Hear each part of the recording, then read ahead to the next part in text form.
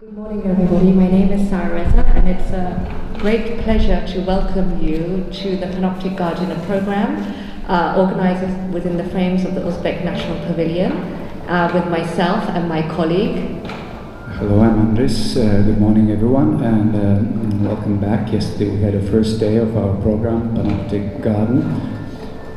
And before we start today's program, I'd just like to extend a warm thanks to our sponsor, the Uzbek National Pavilion, the Foundation of Culture of Uzbekistan, as well as the curators of the pavilion, Shaida Gomashi and Space Caviar, Joseph Grimmer and their colleagues. So what you're seeing here is the pavilion they have articulated within the concept of the Garden of Knowledge, which is rooted in the Islamic sciences from the 9th century period of ancient Mesopotamia, where the region was very fluid, so different constellations of ideas spread from Uzbekistan to neighboring regions. So that's the main concept which we have sort of taken through. And today we'd like to start by just also thanking our participants, artists, writers, colleagues, curators who've traveled far and wide from globally, from the United States, from Kiev, from Ukraine, from Berlin, and elsewhere. And so we're very happy to have you all here. And also we'd like to just thank our students who've been instrumental, our next generation practitioners, colleagues and peers, Armi Mata and Sophia Baker from the NYU ITP, where I also teach. And from my side, I would like to thank Leonardo and Melissa from NABA, Nuova Accademia di Belle Arti in Milan. We're also here and will present their work today together with Sara's students. Thank you so much, Andris. And so we'd just like to start by giving a little bit of context of how we arrived to this program, and then we will speak about our respective practices and how they sort of dovetail with the research of this pavilion as well. So I'd like to just start with the idea of where the Panoptic Garden came from. Exactly. Yeah, so what you see here, it's this Panopticon, the prison scheme by Jeremy Bentham, and it dates back from 1791. This is something that then has been analyzed also by Michel Foucault in his seminal work in English. The title, could you recall? Discipline and Punish. Discipline and Punish, sorry, couldn't remember the English title. So we sort of elaborated or departed from there, and from these two kind of starting points to arrive to a new concept of the Panoptic Garden. And the sort of idea of the Panopticon is sort of rooted in the Big Brother, the all-seeing eye, and this sort of emerged earlier on. Although you see the drawing of the prison here, it was initiated in Russia by Prince Potemkin in the 18th century, and he invited the Bentham brothers to design a factory and a dormitory where the inhabitants who worked in the factory and the workers could be seen simultaneously at all times while they were working and while they were residing in their dorms. So the idea actually came as a sort of capitalist control idea, so it had a dual meaning there, and then later on it was taken up in Britain as a prison. So you can see the connection already there between surveillance, capitalism, labor, and what is perceived as a criminal, house for criminal prison. And the difference was that with the Panopticon, as you can see here, there's a central tower which is located just like the cells are all around. So it is a kind of an eye that you never know if the guards are there or not. And in economic terms, it was of course much easier because you had just 2 or 3 guards in that central tower who were observing the whole prison. So you didn't need to have this kind of spectacle of power that you had before in the prisons. And what Foucault outlines is that the inmates gradually kind of interiorated this gaze, this constant gaze. You were feeling like you were constantly watched until there was no need any longer for these spectacles of cruelty like torture or other things that had existed centuries before, because this kind of internalized gaze made these people to act like as if they were surveilled constantly, like to sort of self-censor themselves. So that's an important kind of innovation in that sense, that it was not required any longer that you would do these spectacles of punishment. There was a kind of self-regulation mechanism that was actually started with the invention of the Panopticon. And with that said, we sort of look at this idea within the 21st century context, and we've sort of grouped together the ideas, the interconnected themes of surveillance, control, and capitalism. And something that I have been researching and looking at within our present-day context is something called imperial returns, which is thinking about surveillance as it used to happen within the colonial sort of realm, that it was something happening over there is no longer the case. It is sort of happening within the more fluid realm, within the Western context. So when I think about surveillance, a lot of the times these surveillance ideas are happening within Western Europe, and as yesterday's tour outlined, the surveillance mechanisms were to keep Venice safe and protected. So the lagoon acted as a one sort of idea of protection, but this was prior to the advent of CCTV and technology. But in today's society, surveillance doesn't just work from the top, it also works from the bottom, and the term for that is surveillance, something coming from below.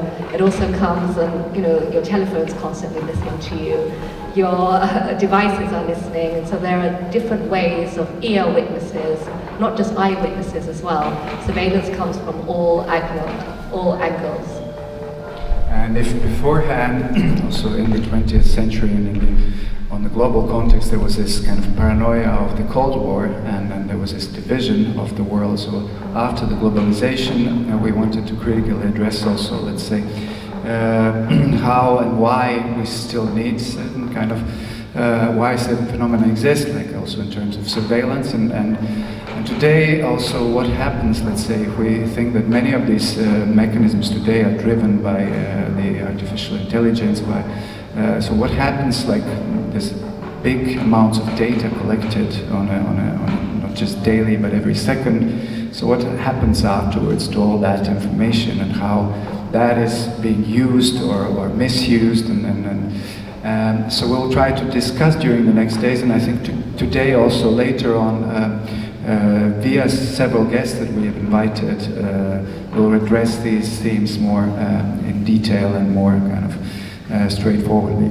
Yes, and also a number of our guests are artists, so their view is always going to be a poetic angle. It's always going to provide another prism into what constitutes as real, and that's something really exciting for us as curators and art historians as well to think through. So again, the surveillance, control, and capitalism are the three sort of key words that I'd like you to sort of keep in mind as we sort of go through, and thinking about what an imperial return could look like.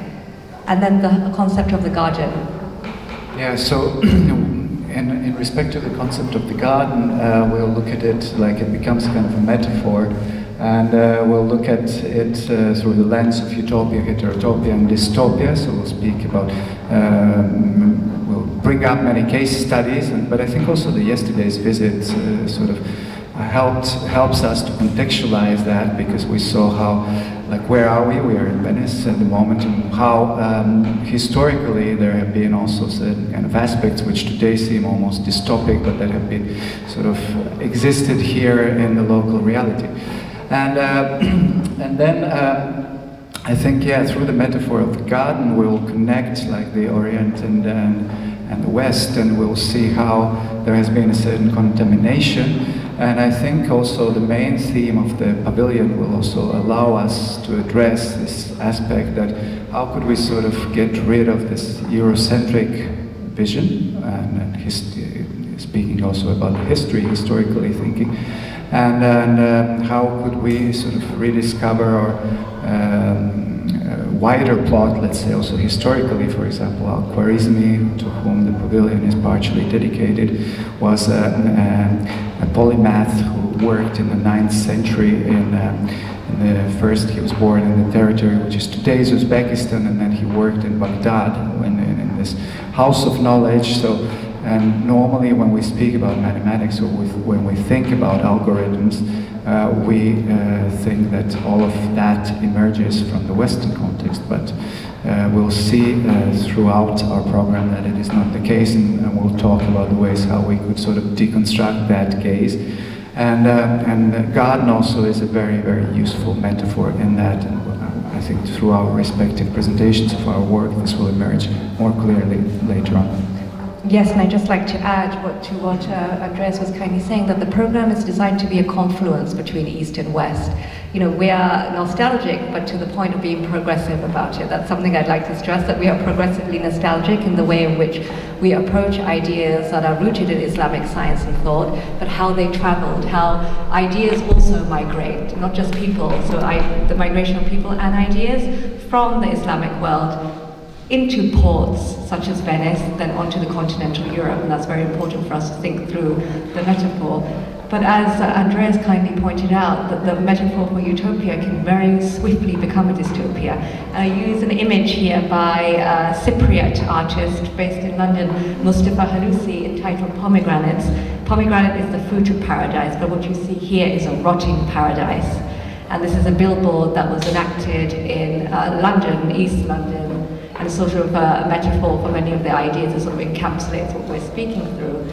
And to sort of move on to our last important theme that you'll see overlap and further articulated through the course of the week is how these ideas of panopticon and garden in concert with one another contribute to larger ideas of landscaping, and by that we mean reordering of land, creation of borders and so forth, as well as pattern language, more complex ideas, such as those that you would find in a Persian carpet or within the formation of a garden, which is basically what a Persian carpet is. It takes from a garden, and then by extension, how that then relates to computerized algorithms that came much later with the advent of technology.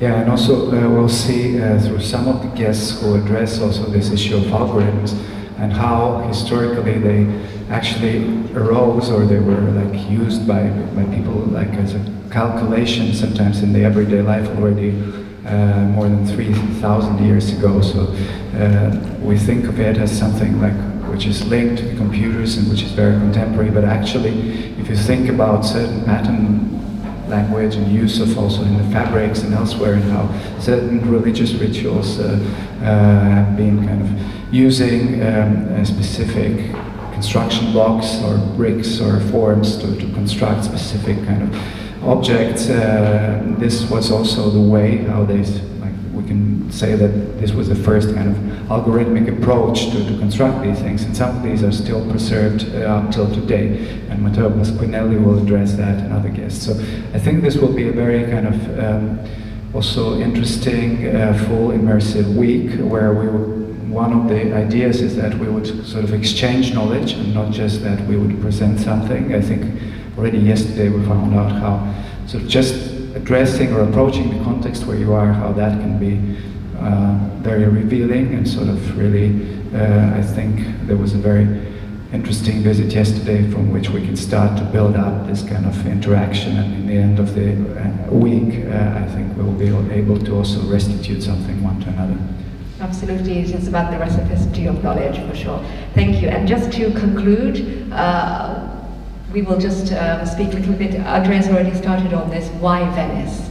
You know, within the context of the tour that we conducted yesterday, it became very clear that Venice was that sort of interlocutor between the East and the West. It was literally the gateway, both a two-way street, not a one-way just for Western Europe, but both for the global South or the Eastern world also. It was a very important corridor.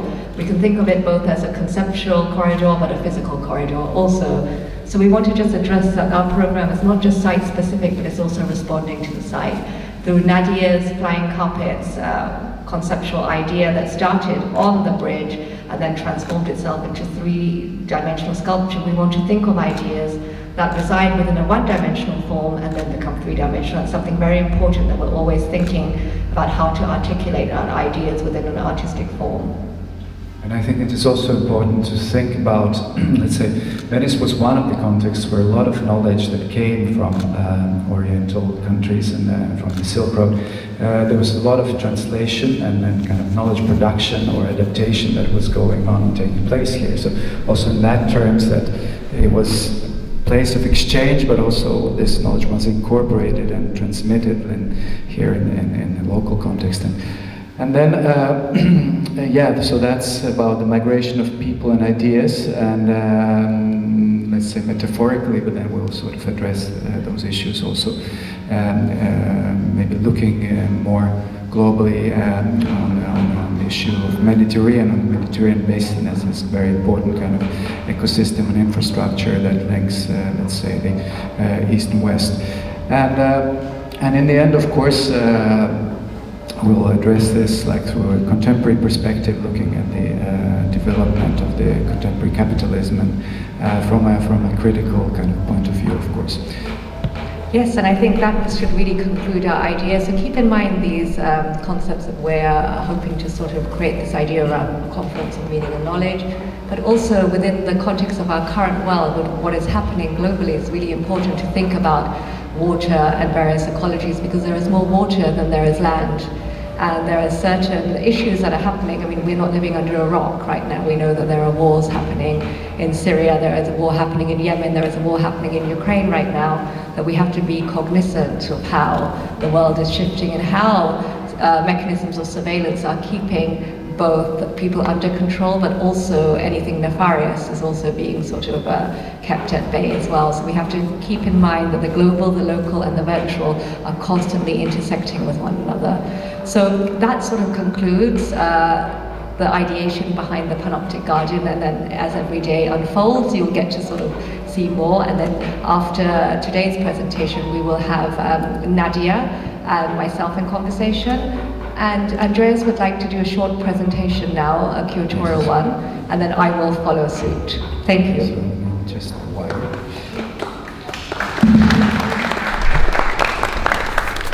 So I just wanted to show you a few slides and very quickly run through how we came to this idea and what is the context and why are we working on this particular theme. So just before COVID, I had an opportunity to work in China, and I told a little bit about this yesterday. It was in a very far, kind of remote area of China, which is called Yinchuan.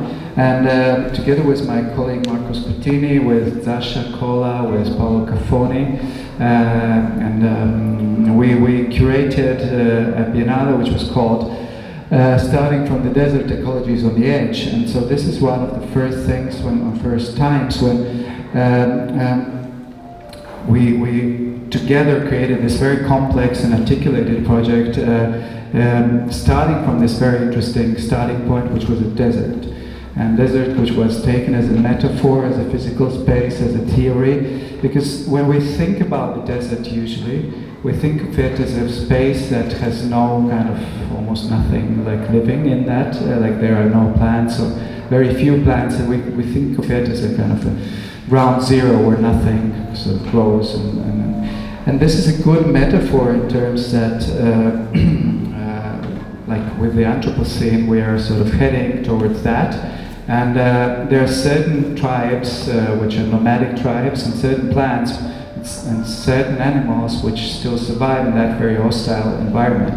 And so rather than seeing it as a kind of ground zero which has to be made green, perhaps one of our questions was, what can we learn from these kind of complex ecosystems or animals, plants and tribes that live in the desert, which is a different kind of knowledge that we are used to kind of value, or we usually really kind of think of a desert as something that has to be sort of corrected or extinguished or made green.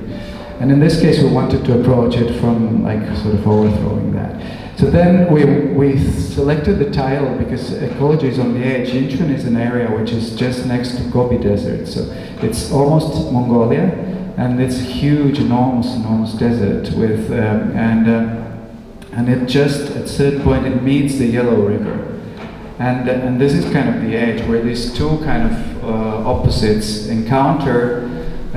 For us it was like the edge, and that's where when these two opposites encounter, that's where kind of biodiversity sort of blossoms, you know, and it was incredible because there are Helen Mountains, so it's a very strange and complex ecosystem. And then when the desert meets the river, so that's where there's a particularly rich kind of biodiversity and very interesting ecosystem that we wanted to observe. It was also, as I mentioned yesterday, one of the stations of the Silk Road. So there was a trade and other things going through that particular area and city. And there's a lot of, like, culturally speaking, there was a lot of syncretism that you can find there. There are, like, also that was a place where different religions and traditions and cultural traditions are mixing and were coexisting together. So we came up with this idea that the exhibition would become a minor language, and that we would like to abandon the idea of universalism and also think about how you could do a kind of different type of exhibition. We used certain, like, metaphors. This was yours of Yvonne's Tale of Wind, which is a beautiful film where he's in the desert just before he dies.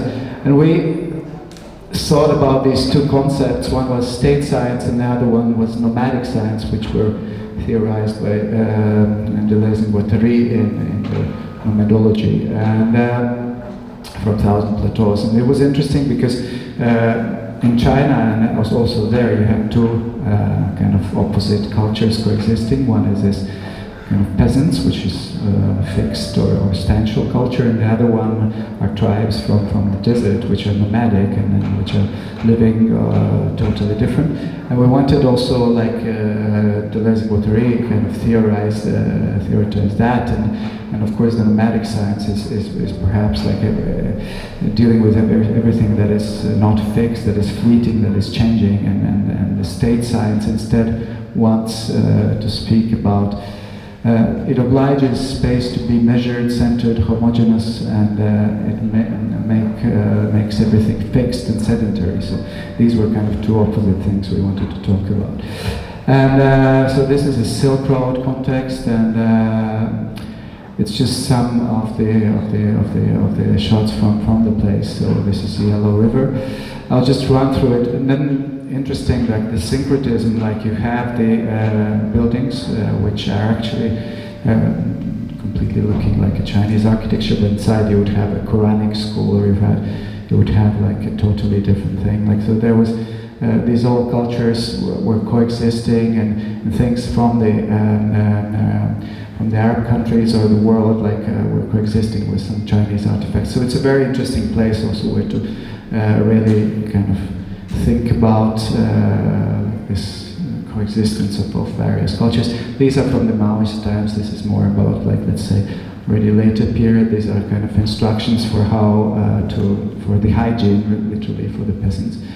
And so here you can see the Quranic school there, and here you can see some other artifacts, either masks from Tibet or so. And this is actually in Incheon. This is called, like, these are imperial kind of ruins, and then from this Shisha dynasty and culture. These are Buddhist sculptures that exist in that area. So you have a lot of different kind of religions and cultures coexisting. So, and we tried to exhibit some of these artifacts, and of course also include them here. There was this whole section about the carpets, which was beautiful. Also, we included a lot of contemporary artists, and these are also some of the traditions which sort of mixed, like the Chinese and in this case, I think it's Egyptian or Persian traditions of ceramics and so on and so forth.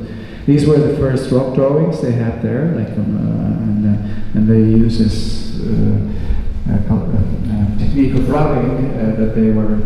And these are kind of Chinese books where you put the paper on top and you rub them.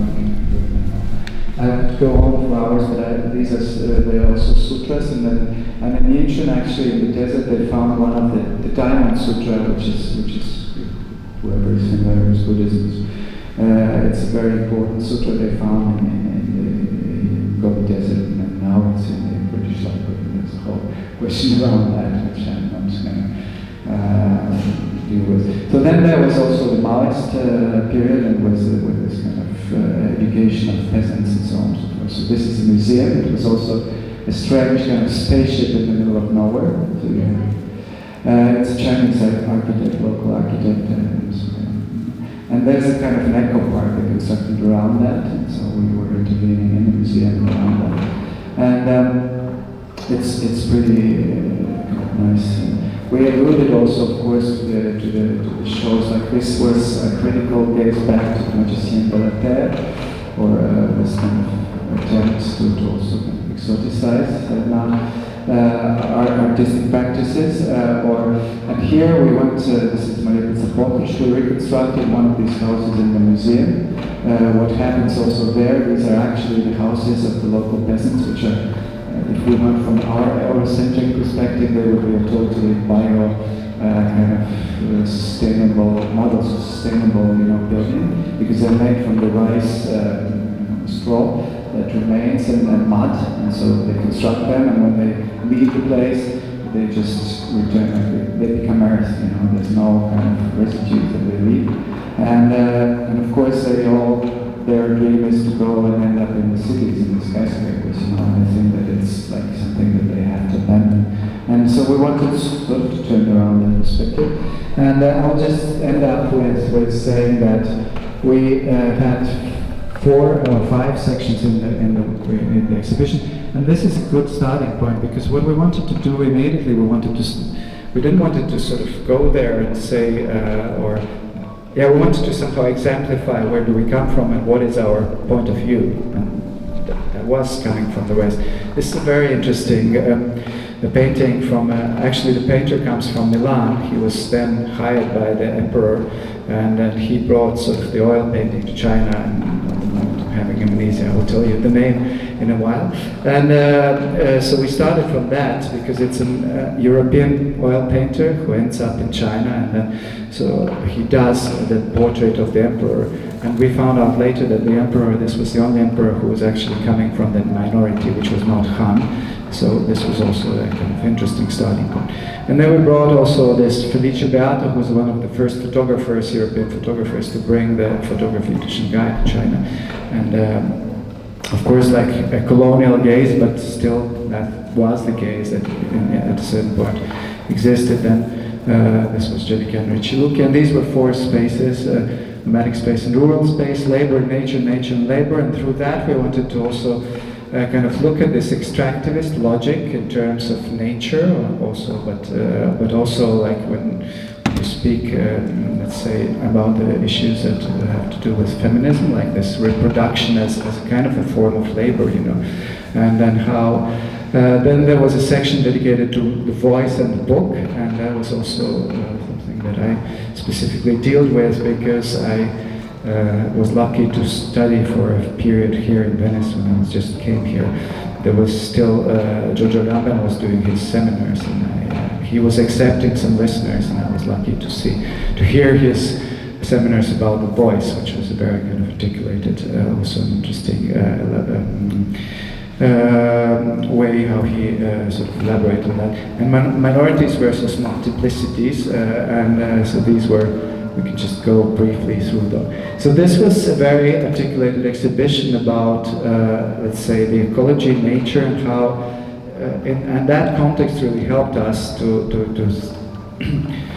through the artworks and through the artists that we invited, to really articulate and speak about the theme in a very, very kind of expanded way. And so we invited many artists from Mongolia, this was one of them, an artist from India who is from nomadic tribe from Kashmir, from Rajasthan, and then local Chinese artists, and we included also these ancient like rubbings from the rocks, and it was a very interesting kind of articulated exhibition. This was Helen Mirra, this was Shiva Gaur, he's a young artist from India, this is artist from Mongolia, and in the back there was in India an artist who did live painting during the opening. This was the section on the carpets, and so you can see from Alighiero Boetti, which has 2 carpets, to another artist from Iran who did the contemporary carpets, and from the Kerpeshe flags from Kazakhstan, and so on and so forth. This was Kim Soja and archetypes, so, yeah, and so on and so forth. So the peasant works, this was the reconstructed peasant's house by Maria Pizza-Potrich, this was Song Dong, Eric Beltran, who's also a documenter this year, this was Massimo Bartolini, the young Chinese artists exhibiting the rocks. So this is like a kind of turtle cage for human size. Artists from Singapore and Tibet and all over the place. So this was a very kind of complex and articulated project we managed to do on the theme of ecology. This is a peasant's painting, very beautiful one. And this was the RLC by Francesco Iodice. So this is how I started to deal really in depth actually with the themes around ecology through this exhibition. This was Taos Makachewa's work, and this was an artist from Myanmar, and then this was an artist from Egypt who did these kind of vases which looked like Oriental, but they were Arabic. And this is Najami Faisal from Indonesia who did this kind of ritual, an artist. Liang Sekong, many of them are in the documenta this year, strangely enough. And this was Mariam Ghani, who did this map of disappearing dialects and languages. This was performed in a lecture by Chorally. This was an artist from Tibet who did, an artist from all over Southeast Asia. So it was a huge exhibition, so I will just end here. But the point was that I worked with the issues of ecology. Then in my practice, I mainly concentrate on working with research exhibitions and so knowledge. One of the subjects I worked a lot around is Asya Latzis, who was a partner for a period of Walter Benjamin. And so working with the research with archives was knowledge, and ecology also is something that I've tackled in my research and worked with, and I showed that before. And the last thing was that I wanted to mention that I also collaborated with several pavilions of Central Asian pavilions, they were called at that time, that were supported by a Dutch foundation. It was a while ago, and I was commissioner of one of those, so I'm familiar also with the Central Asian context and with artists from not just Uzbekistan, but also Kazakhstan, Kyrgyzstan, and other countries. I'm sorry, Sarah, that was too long, and I will pass the floor to you. I just have a few questions, so thank you, everyone. Very striking for me was the East-East dialogue. It was no longer the East-West dialogue, but an East-East dialogue. You identified the ceramics, the blue. Many of you are probably familiar with the blue and white ceramics that are in Chinese pottery and earthworks and ceramic works are indeed from Iran, from the relationship between Persia, Greater Persia, Ancient Persia, and China. So there were lots of confluences happening in the global south that didn't rely on Europe, which is something really interesting that you brought up. And also, I wanted to ask you, in your mind, what is the difference between nomadology and migration? The sort of key tenet which would differ them. That's a good question. I have to think about it a bit. But I think, yeah, that's what you said about the confluences. I mean, first of all, we have to remember that the history, like in certain parts also of China, this is, it dates back so, like, the 1,000+ years more than we can sort of think of in Europe, you know. And so there, when you are in that context, you really understand in a while that also when you visit some places, you know, you just understand that it's so arrogant to always think that, okay, we have like 1,000 years old Roman ruins or maybe more, like somewhere, and then they have places which are going even much more like longer back in the history than we do. So just like by acknowledging that and by also kind of respecting that, because I think we have to respect that in terms of India, in terms of China. These are such an ancient cultures, like, I mean, an ancient knowledge that they have, that that many of that has actually sort of not just informed but also shaped our culture. Like here in Europe, I'm speaking from a European perspective because I'm born in Europe, in Latvia. So that was one of the first things. So the nomadology and migration. The migration is a different type of course of movement, because you are forced to sort of move to another place because of something. Nomadology, it's also, that's the way how certain tribes or certain people live in Mongolia still today, and they are not moving because they have to leave some kind of place because of some kind of event, but they are following actually the seasons. They are very much, I think, in line and in accord with nature and natural conditions. So sometimes they would migrate from maybe one place to another because there is harsher conditions in the winter, so they would, it is because of the food, because of those kind of reasons, and that's mainly like, sometimes that would be also because of the trade on the Silk Road or in the desert. And I think that was very interesting, because what you could learn from these nomadic cultures is that they had an enormous respect towards their environment, and they would never leave a mess. Like, they would always clean up and leave everything in the way that sort of this environment or the spot could recuperate, like, and be like, I don't know, if they were harvesting something, they would make sure that next year the nature would flourish, and they would have the same things to, is it a grass or whatever, like, and there was not this kind of logic of extraction. There was an extreme respect towards the environment, and they would take just what they were needing, and then they would move on, leaving everything, like, so that the earth can sort of rebuild itself, and then they would come back next year or in 2 years. And so I think that's the main, and migration, of course, sometimes it is a different type of phenomenon, so you have to flee because of the ecological disaster or something, and that's, of course, because of economical reasons or political reasons, and that's a different logic. And I think that nomadic logic is actually, but they have no fixed space or place, and they are always on the move, but really kind of having almost a very specific, very one-to-one relationship with not just with all forms of life, I can say, a respect towards, like, not just like our species, but towards everything that surrounds us, you know, and that's something we could learn from nomadic cultures a lot. Thank you. That was really important for you to define that for our group, because what was the difference between nomadology and migration? Because when we think about nomadic, you know, you could equate it like a gypsy lifestyle as well, moving constantly, always in transit. But then you identified it as being very closely associated with land and seasonal and sustenance and so forth. Yeah, also, of course, Roma people are also, that's one of the ways, but yeah, initially I think also they were living in that way because, like, of trade, of different kind of, that was also the way to survive, or the way to, their kind of economy was nomadic.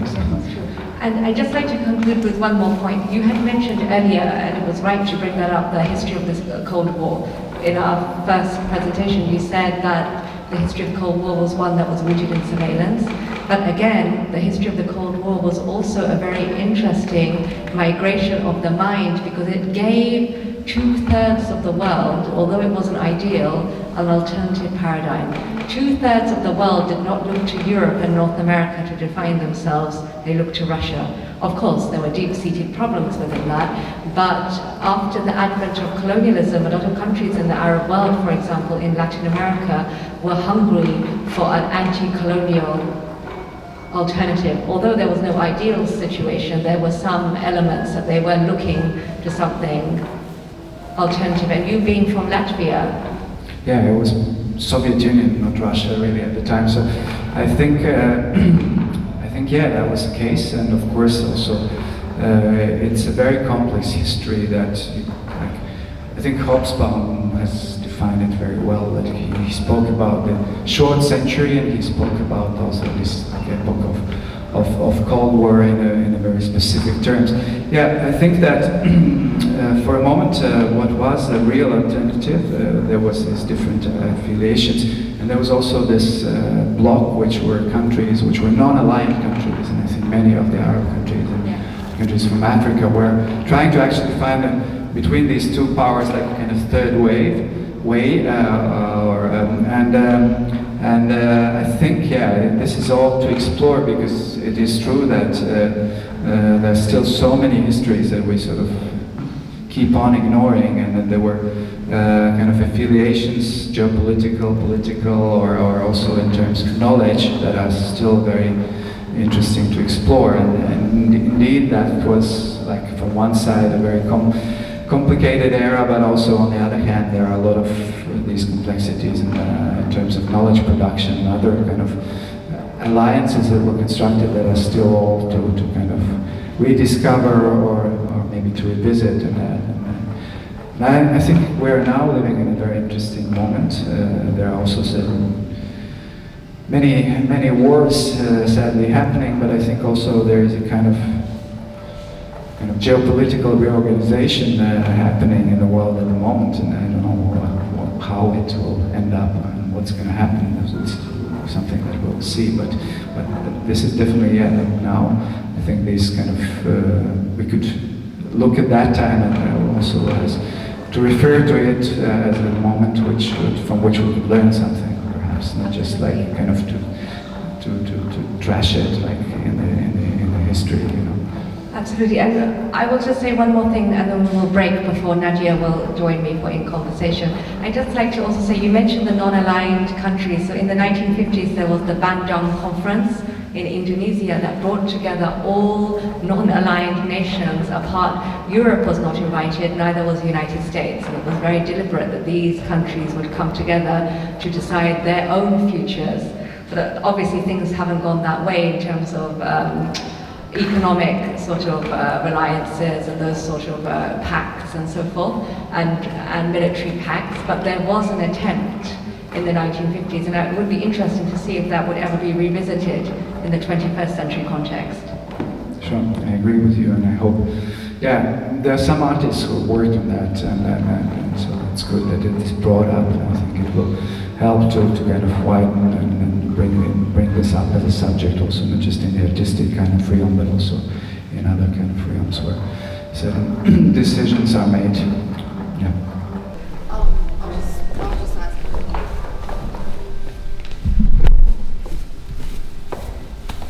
Hello. Yes, thank you so much, Andris, for your presentation on the Inchuan Biennial. And I'm from Xinjiang, which is a little bit north, but very close to Inchuan, and most of the things that you highlighted, I kind of grew up with that, and it was unfortunately I wasn't there attending in person, but I've heard great things from my colleagues in the art circle in China. And I'm really happy to see that you've been there doing your research, but also highlighting the diversity and the minority culture in China, which I think most people around the world, they think, when they think about China, from all the media exposure that we get, China is their one way and it's all very square, but China is super vast and we have many minorities, and I was born and raised in an Islamic region that I grew up with a lot of Islamic friends. So my question is, because I know in China, I'm sure you had so many difficulties in terms of structure. In general, even in Shanghai, if you curate a biennial museum exhibitions, the logistics are not there, not even mentioned Inchuan, which is in the middle of nowhere. And also, I want to ask, how do you feel you're pleased with the attendance and the results? And if they're kind of inspire more Western artists, curators, scholars to kind of shift their way of thinking, that there are other artists than just Ai Weiwei or that kind of thing. I think yes, and we did a huge research.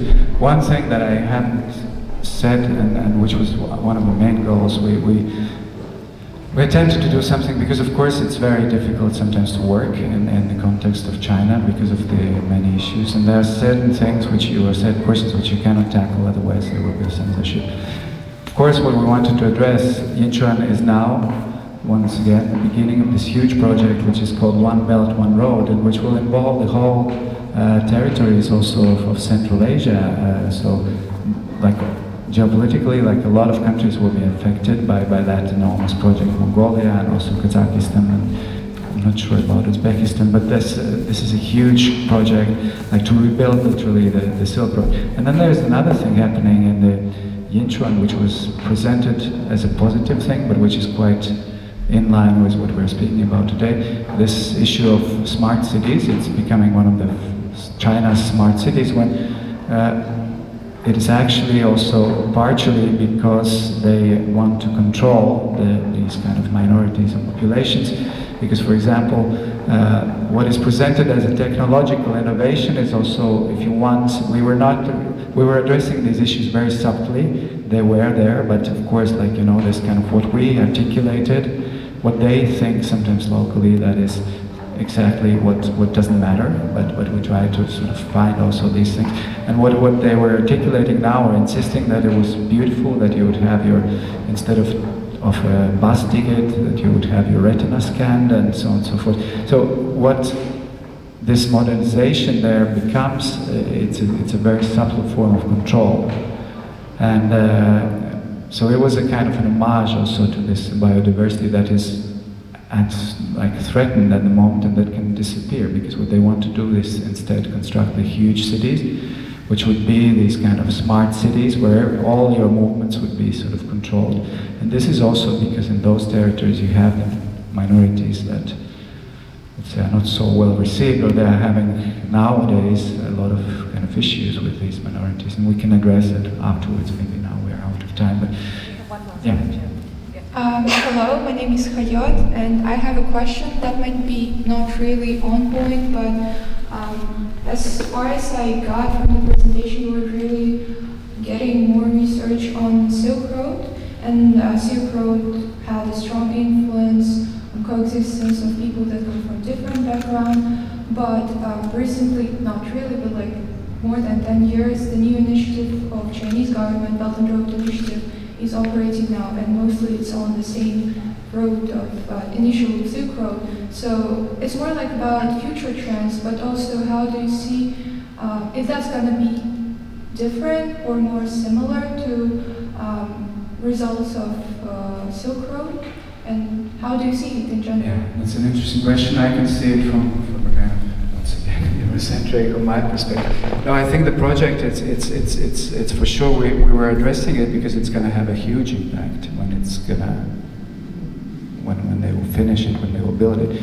There was already a lot of things happening around it. Many exhibitions were kind of centered around the countries who are, or artists were invited from the countries who are part of the project. So, for example, China was in very good relationships with Serbia recently and other countries. So I think there will be a huge geopolitical impact of that project. I cannot predict what will be, how it will unfold. It will, of course, affect all the countries involved and all the cultures. What kind of things will circulate there nowadays? I have no idea. I know historically there were like this economical exchange of knowledges. We'll see. But yeah, we were looking at that, and we were very conscious about that. And it's also not that easy to speak about that project, and you have to find the right angle and optics, because I think it is very easy to go and say, oh, this is wrong, this is non-democratic. Like it is, and we didn't want to approach that type of optics. We wanted to look at this phenomena, from different angles, and sort of this kind of complexities would emerge, and also criticalities would emerge. Not that we would not like to speak about it, but I cannot predict. I think this will have a massive impact, and what concerns me a little bit is also that it will have a massive impact on the environment. In environmental terms, it is, I think, a bit less sustainable as the Silk Road was. So in that sense, I'm worried, but in the cultural and economical terms, it's difficult to predict, but it will have a huge impact indeed.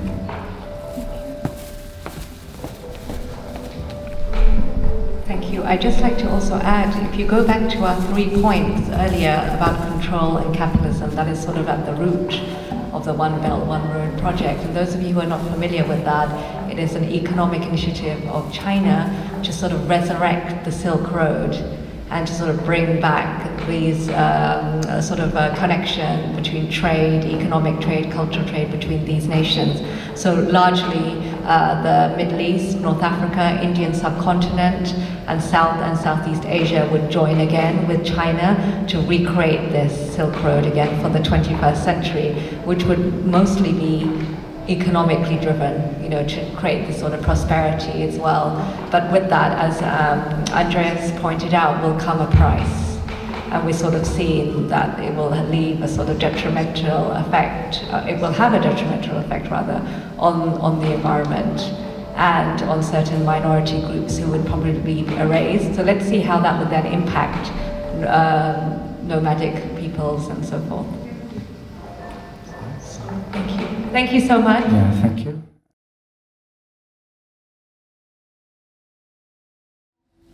Thank you so much, everybody, for bearing with us. At least it's a lot cooler in here than it is outside. We're delighted to have Nadia Kabelinke join us. She is immensely busy, so I'm so grateful that she's actually jetting off straight after Venice to Lyon to install a major installation for the Lyon Biennial. So we're very happy that we were able to have Nadia here.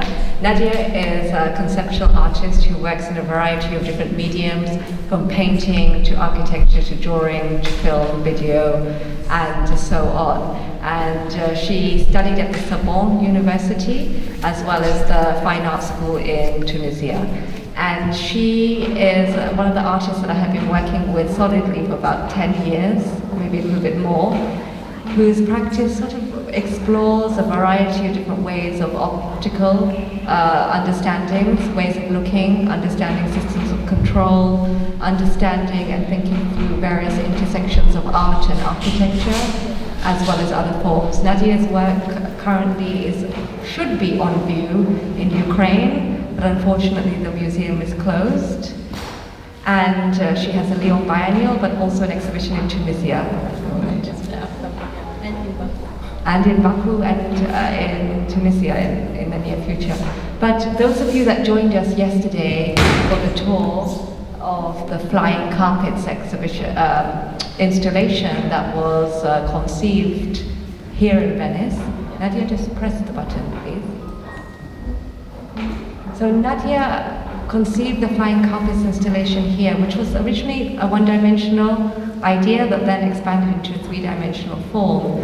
And it was conceived in Venice as this idea of this confluence of people, this confluence of migrations, confluence of ideas, but also thinking through systems that have lost their way sometimes, have become a little bit more nefarious in the 21st century, and thinking through this relationship of colonialism within the 20th and 21st century context.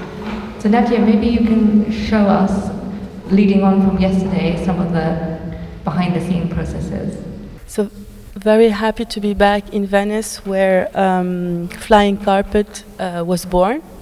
And yesterday we went to the bridge, where I traced the traces of the carpets that were superposed during 1 week.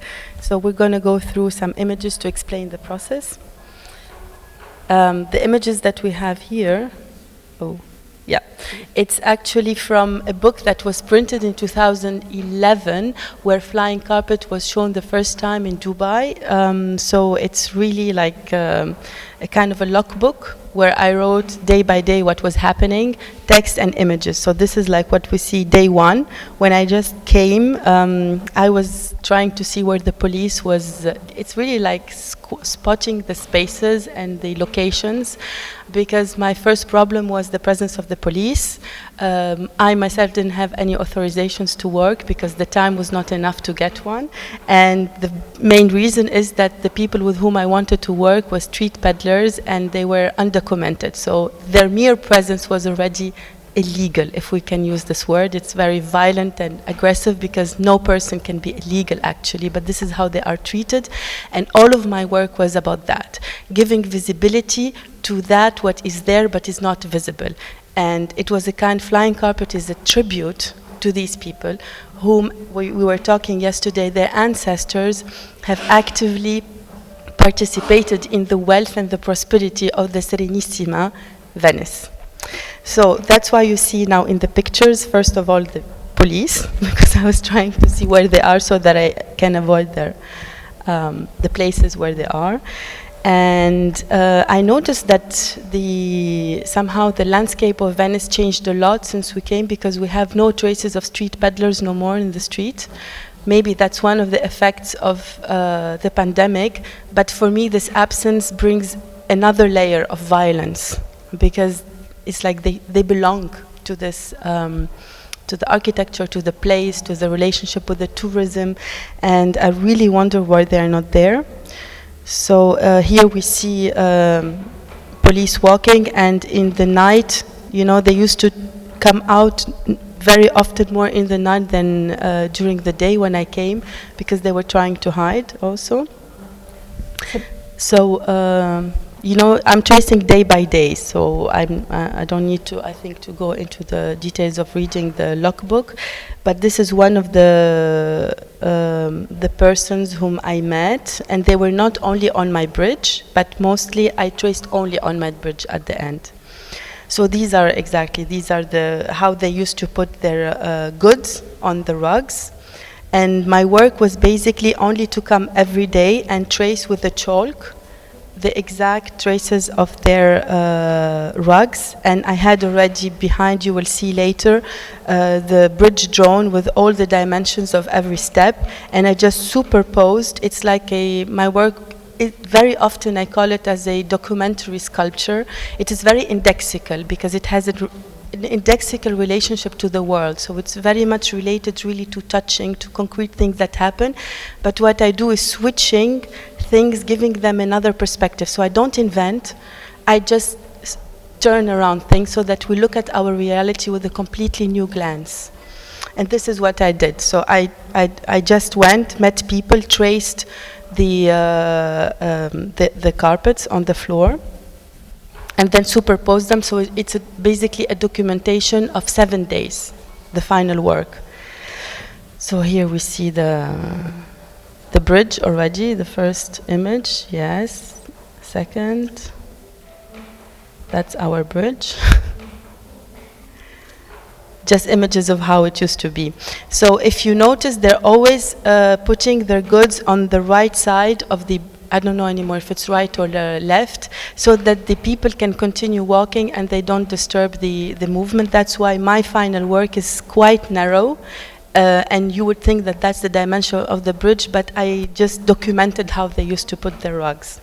And the tracing that you see with the chalk is exactly what happens once they leave, once they left with the rugs. So this is some of the faces of the people I have lived with during a week. It is very interesting that these people, they come in search of prosperity to Europe. Many of them speak several languages. This is what I wanted to say. They are highly educated. Exactly. So what I discovered and what you see in this logbook once we started to exchange, they have traveled in many countries. Some of them lived in Libya, in Dubai, in Iran before coming here. And they're highly educated. And they come, as we can all imagine, out of despair, and they have their families back. So it's really to nourish their families.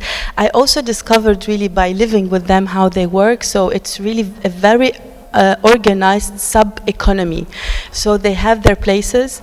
Everyone knows where they can go, and they switch places who can come afterwards, and they're super organized. They live out of Venice. They know at what time they come, when they go. So it's completely like a parallel economy that is happening, but all based on fear, hiding, and collaboration. So this is how you see, when you're together, you can survive. They cannot do this individually. So that's why the organization, it reminds me of the Serenissima, the structure of you always have to work in group in order to secure a kind of prosperity, be it legal or illegal. At their level, there was also a lot of this collaboration too. That's how I looked 12 years ago. Still same. So, again, some of the images on my bridge. I called it my bridge, obviously, because this is where I used to go, and they became my friends at the end. Unfortunately, when we showed this piece in Venice 2 years afterwards, I came back to the bridge and no one was there. So I don't know. I hope it was for the best, that they traveled for a better future. But there were other people. The ones I met were not there at all anymore. It's a different kind of nomadology. Yeah, it's different. Definitely nomadic. Yeah. Out of necessity, as you were speaking, but not very much related to the environment. It's more out of the conditions. Yeah. So sorry, here is an important one, because this is where the idea of the wording flying carpets came. In the beginning, when I came, I was thinking that they used to put their goods on rugs so that they protect the goods, but I realized that it was a mean to fly the coop once the police comes. And here you see really a moment when one of them had to run very quickly, but because they felt some kind of danger, and that's how they grabbed their goods and run away. This is another scene where the same thing is happening. Okay, so I'm going to say 2 words about the concept, probably, and then go into production details, because here really you see from the scratch how we did the whole project. So yesterday I was saying also that the wording of flying carpets comes from this mythology of the Orient, and it carries with it the idea of free navigating, flying everywhere without visas, without limits. And it's like a limitless world. The limitations, you create them in your mind when you think of a flying carpet, versus what we have here in the context of colonial, post-colonial for some countries. In my case, we're still in the decolonial cases of Ukraine. Yeah. But in Europe, we're probably more speaking about post-colonial contexts. Some people are still segregated, still refused from the ex-colonies, and so they experience the flying carpets in a different way. I use the term because it's, on the one hand, the possibilities for them to run very quickly with their goods, so they're flying their coop literally, and at the same time it's their prison because of the condition. And you will see later that the work is based on a metallic structure that recalls the metallic bars in the prisons. So I wanted to be like a cage-like structure, but at the same time it's very light and hovering, and sometimes you can almost not see it because it's hang at a certain height.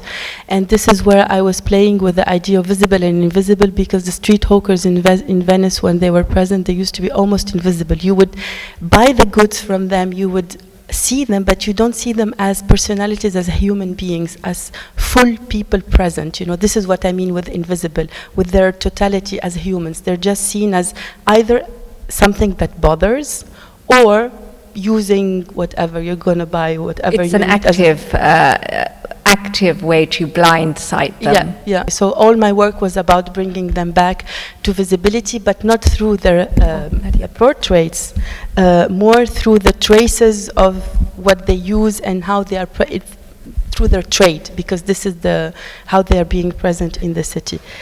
Do you have questions? Yes, Nadia, I just wanted to say the flying carpets analogy was also through the 1001 Nights, Scheherazade, and all these fantastical stories. They came to Europe when the book was translated into French, into Italian, into Roman, Latin languages, and that also perpetuated these myths. Because it's sort of based on a mythology that of a very particular ideation of what the Orient constitutes as, so that's really interesting. But when you see these people, somehow they don't fit that myth. It sort of recreates a different kind of myth, so forth. The invisibility myth. Yeah. So it's anyways, the myth, they are always based on kind of a sublime reality. It's always a projection of what you imagine the other is. I mean, this is the whole of the theory of Orientalism of Edward Said. But and also, interestingly enough, because the West has such a power upon the visibility of the others, there is a mirroring effect. So very often we see that artists or theologians or thinkers from the other side, they answer almost with the mirror effect without noticing. So for example, now we're really getting a bit away, but it's I will bring you back. There is something I do bring you back. Yeah, but this is very important that you raise that. Of course, it's a mirroring effect, but this black market economy that you highlighted with these goods, these are counterfeit goods that these street peddlers sell. They're fake Gucci bags, fake sunglasses, and other sort of knockoff luxury goods, shall we say. there's a part of that feeds the economy of Venice also. Yeah. I don't know how that, probably there is a reality into it, because I also spoke to police, of course. I didn't only speak to the street peddlers, but as a curious, without saying, as a curious person, without telling them really what I was about to do, because they were still sometimes walking around and the street peddlers would be selling their goods. So I was like, how come you know, sometimes you do chase them and sometimes you don't. And they were speaking about the tolerance. So there what was about bribery? What about bribery? When we're talking about invisibility, it works both ways. Yeah, exactly. So there was a kind of tolerance, but then this is the insidious part. You never know when it's going to be intolerable. So the fear is always kept there, you know. Sure. I mean, I think everybody is always aware of parallel economies, and they sort of run with bribery, with things that slip under the carpet, under the rug, literally. So that's something when we think about this, is nothing is ever how it looks. Yeah. Anyway, exactly. Let's go on. It makes me think a lot of Texas, Mexican. I did another project there, which is complete. This is really a case in which the economy, they're interdependent from both sides, and the United States is completely using and profiting from the illegal workers on the level of industry, labor exploitation. And Italy, where we are, the tomatoes that we eat, we know that they're produced from people from the other side, where I come from, North Africans and illegal workers, etc.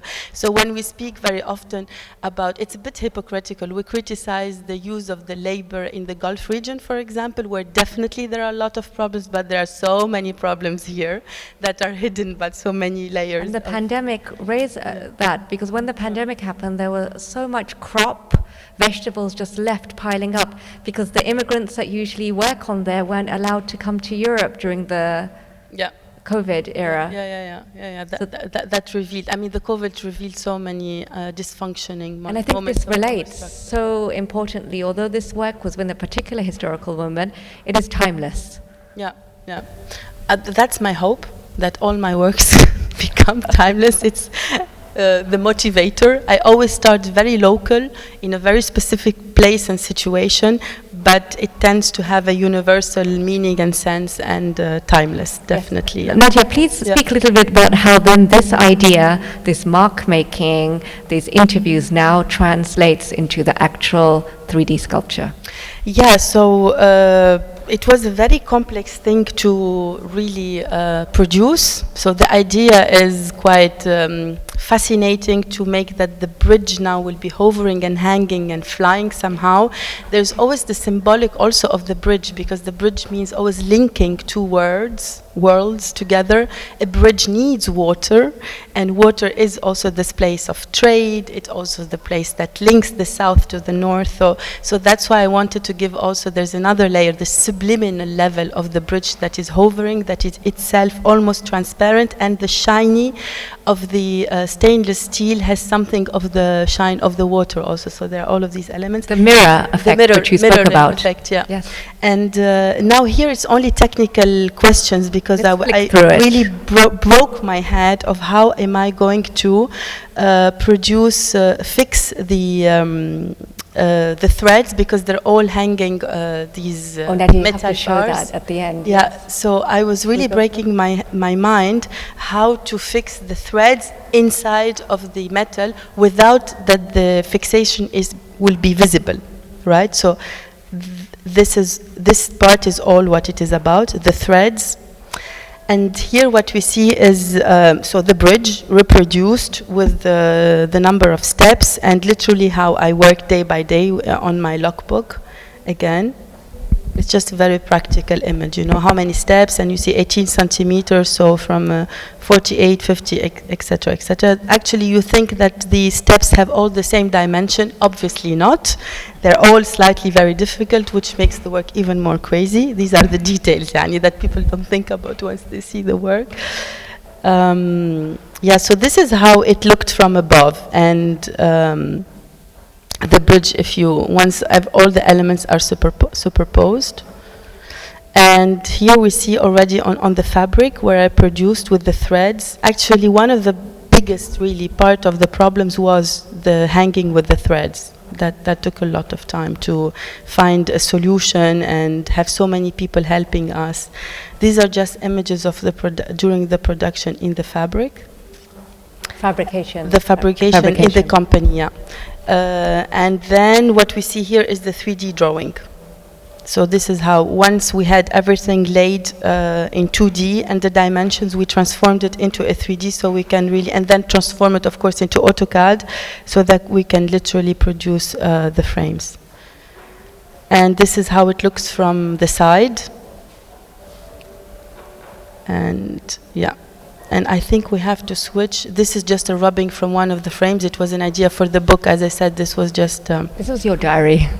Your daily diary. This was my daily diary, yeah. And maybe we show some images of the Guggenheim. Yes, exactly. Yeah, so that we can see finally how it looked.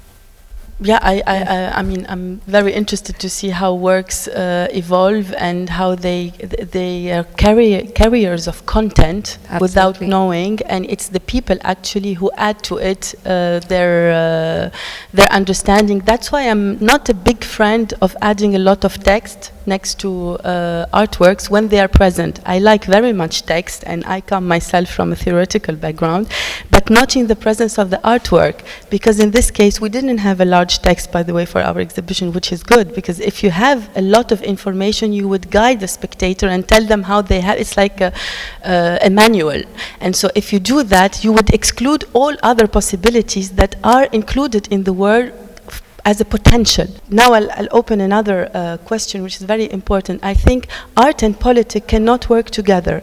There is always a political content within an artwork because it arises from a particular context, but it cannot be political. Exactly for this example, because if it is political, it means you want to convince, and when you want to convince, you want to give one direction and one position. And you know, you have this one idea, versus I think art should open all of these perspectives. And if you open, you cannot be the one who has one ideology. That's why it cannot be political. In this context of flying carpets, I was not even intending. I was just working in a particular context with illegal immigration, with the context of Venice and South, North, all that conversation that we had. And the prison was just a sub-level. This is where you work together with the viewer, actually. Agreed. Hand in hand. The work is finished in the eyes of the body, because it's really aesthetic. I believe that there is a real interaction with the whole body and existence, with your past, with your context. You create the artwork finally. It's in that space of perception. And in my case, the invisible is really the king. I work a lot with the idea of perception, invisibility, and when you are in that realm, you cannot be didactic. No, not at all. It's both a psychological realm as it is equally physical. Yeah. You know, it relies on the imagination. Yeah, absolutely. Yeah. Not so much a question, but if you're ever in New York, you on Canal between Broadway and Church Street. Like Canal Street in Chinatown is sort of like, you have Chinatown on one side, you have Tribeca, you have Soho, it's like a joining point. Yes. And there's all these, I mean, traditionally like Chinese sellers, but during the pandemic and since, there are a lot of African sellers, and the legality there is, as long as the goods are covered, it's not illegal, and the cops do the same thing where sometimes they enforce it and sometimes they don't, but instead of moving, they just cover them. But there's a new area that is just African sellers, and they've proclaimed it Little Africa, just by writing Little Africa in chalk every day. So I just thought that was a really funny parallel. It's a very nice parallel, but somehow it reminds me also of the consumption of alcohol in the public space, as long as you don't see it. It's very American. Very. They hide it in a... Yeah.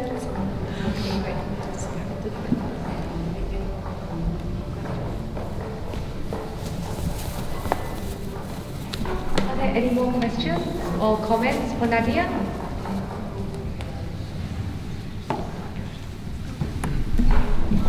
Thank you, Nadia, so much for your amazing presentation. I just wanted to ask you to elaborate on this visibility and visibility. I like a lot that in preparational phase, like there were you did some photos, but in the end it's so abstract, the work, because during my recent experience I also kind of reflected about that the visibility, to give like the visibility to these people can also put them sometimes in a very fragile position, you know, because they can be exposed, and this applies also to doing projects, for example, with some indigenous communities. Like you think, okay, it's fantastic, we'll put them, give the visibility, but actually this is making their kind of struggle sometimes like much more, or putting them in a very fragile situation. So was it a deliberate choice that you arrived in the end to this very, very kind of abstract representation of that, or not? So, because sometimes it's good to give visibility to certain phenomena that doesn't have like kind of visible, or which we cannot kind of envisage, but then on the contrary sometimes yeah, there is a moment of fragility involved, like because they can be exposed to police, or they could be denounced and so on and so forth. Thank you very much for this good question. It is